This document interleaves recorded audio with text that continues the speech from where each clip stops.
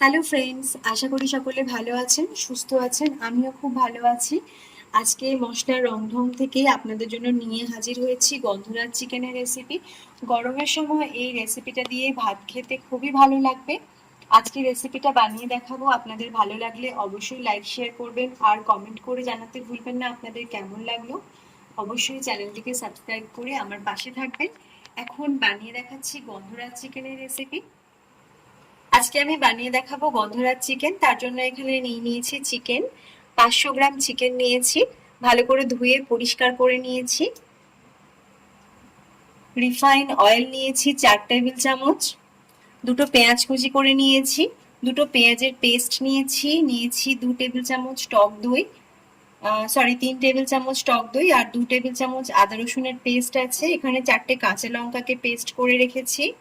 Half teaspoon করে ধনে গুঁড়ো আর জিরে গুঁড়ো নিয়েছি 4টে কাঁচা লঙ্কা। গন্ধরাজ লেবু রস নিয়েছি 1 টেবিল চামচ।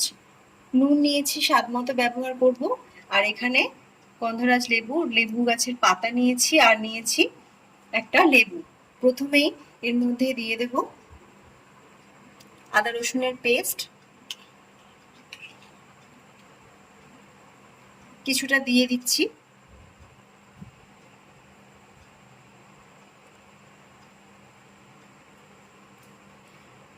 টক দইটা দিলাম আর দিয়ে দিচ্ছি লেবু রস। এখন একসাথে এটাকে মেখে নিয়ে আধ ঘন্টা মতো ঢাকনা দিয়ে আমি রেখে দেবো, তারপর রান্নাটা শুরু করব। এখানে কোনো রকম ফোড়ন ব্যবহার করছি না। এখন আধ ঘন্টা হয়ে গেছে। কড়াইয়ের মধ্যে দিয়ে দিচ্ছি রিফাইন অয়েলটা।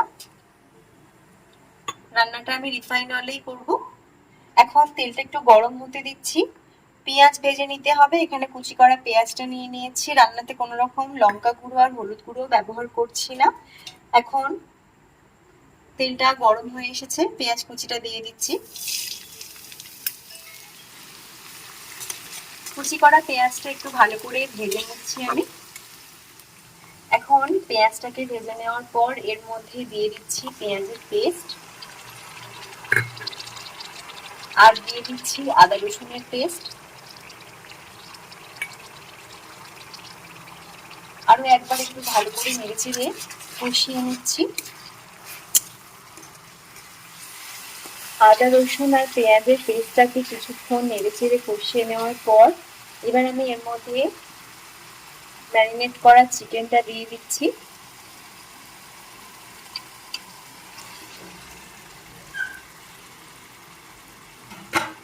এখন 5 মিনিট চিকেনটাকে ভালো করে নেড়েচেড়ে একটু কষিয়ে নিচ্ছি। 5 মিনিট ভালো করে চিকেনটাকে কষিয়ে নেওয়ার পর এর মধ্যে দিয়ে দিচ্ছি কাঁচা লঙ্কার পেস্ট, ধনে গুঁড়ো আর জিরে গুঁড়ো, আর দিয়ে দিচ্ছি এখানে নুন।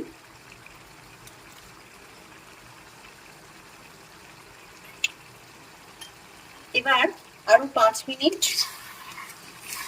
কষিয়ে নেব।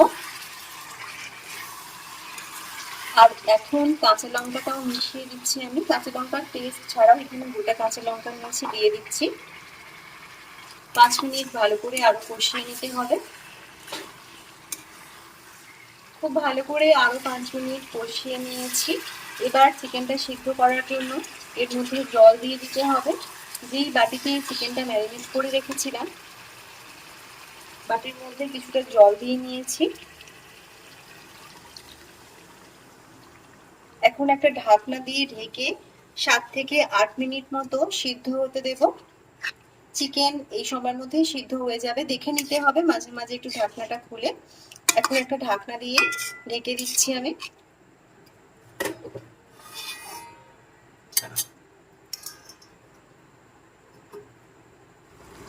প্রায় 7-8 মিনিট তো হয়ে গেছে। আমি চিকেনটা দেখে নিয়েছি,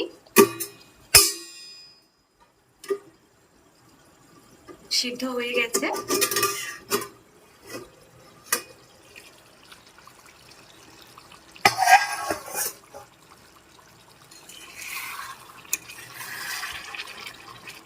এবার গ্যাসটা অফ করে দিচ্ছি। আর এখানে আমি লেবু পাতা যেটা নিয়েছি এগুলো দিয়ে দিচ্ছি। গ্যাসটা অফ করে দেওয়ার পর আমি লেবু পাতাটা দিয়ে দিচ্ছি, দিয়ে একটু নেড়ে চেড়ে নিতে হবে। লেবুটা কেটে রেখেছি, পাতাটা দেওয়ার সাথে সাথে বেশ সুন্দর একটা গন্ধ আসছে। এখন কেটে নেওয়া লেবুগুলো আমি এটা একটা পাত্রে বেড়ে নেওয়ার পর দেব। এখন একটা বাটির মধ্যে আমি মাংসটা ঢেলে নিয়েছি, আর এর মধ্যে আমি এভাবে গরম মাংস লেবুটা দিয়ে দিচ্ছি। একদম রেডি হয়ে গেছে, আপনারাও তৈরি করে নিতে পারেন। গরমের সময় রেসিপিটা খেতে দারুণ লাগবে।